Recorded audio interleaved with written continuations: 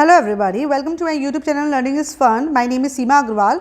आज हम class 8 ICSE board history and civics का chapter number 2 the age of revolutions को देखने वाले हैं।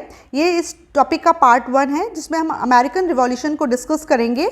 पार्ट 2 में मैं आपको फ्रेंच रिवॉल्यूशंस को एक्सप्लेन करूँगी। ठीक है, तो चलिए आज का टॉपिक स्टार्ट करते हैं। Chapter number 2 the age of revolutions. Shreya had read a novel where she found it mentioned that the Independence Day of the United States of America was celebrated on July 4th. She wanted to know about the independence struggle of the USA. Shreya एक novel पढ़ रही थी जहाँ पर उसने पढ़ा कि United states of America यानी कि यूएसए का इंडिपेंडेंस डे जुलाई 4th को सेलिब्रेट करा जाता है। उसके मन में इच्छा जागी कि और वो इस इंडिपेंडेंस स्ट्रगल के बारे में जाने।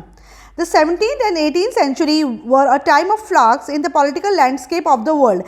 Actually जो 17th और 18th century था ना, उस टाइम पर जो पूरी दुनिया भर का जो पॉलिटिकल लैंडस्केप था वो बहुत तेज़ी से बदल रहा था।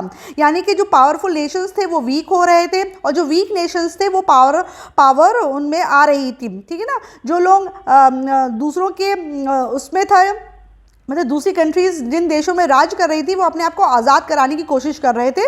तो उसी टाइम पे 17th सेंचुरी में अमेरिका ने भी अपने आप को आज़ाद कराया था।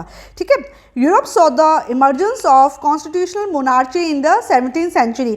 17th सेंचुरी में यूरोप को कॉन्स्टिट्यूशनल मोनार्ची की शुरुआत हुई यूरोप में। कॉन्स्टिट्यूशनल मोनार्ची कहते हैं। मोनार्ची क्या होती है? मोनार्ची वो मतलब होता है जब राजा राज्य करता है, एक राजा होता है और वो अपने देश को अपनी मनमानी तरीके से राज्य करता है, उसको मोनार्ची कहते हैं। लेकिन कॉन्स्टिट्यूशनल मोनार्ची का मतलब क्या होता है कि जब राजा को अपनी पार्लियामेंट की एडवाइस के हिसाब से देश चलाना पड़े तो फिर वो कॉन्स्टिट्यूशनल मोनार्ची कहलाती है।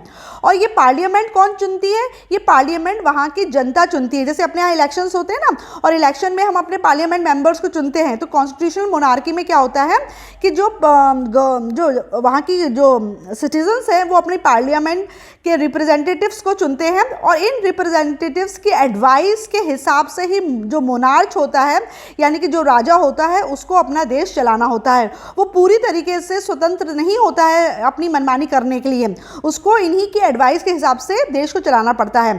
तो 17th सेंचुरी में कॉन्स्टिट्यूशनल मोनार्ची की शुरुआत हो चुकी थी।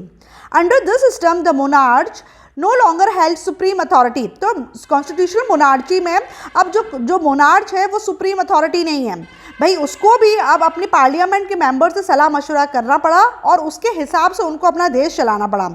The monarch was expected to rule with the consent of the parliament. उनको अपने पार्लियामेंट के कंसेंट के हिसाब से ही अपना